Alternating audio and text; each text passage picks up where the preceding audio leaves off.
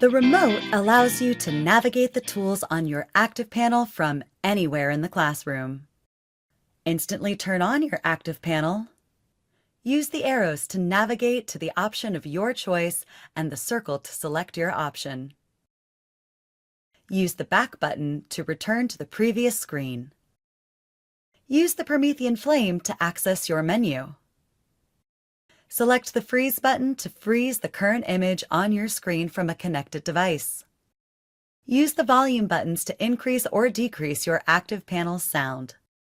Use the Source button to switch between connected devices on your ActivPanel. Select the Touch button to manage interaction on your ActivPanel by turning Touch on or off. Use the Panel Settings button to adjust the audio, visual, and interaction settings on your ActivPanel.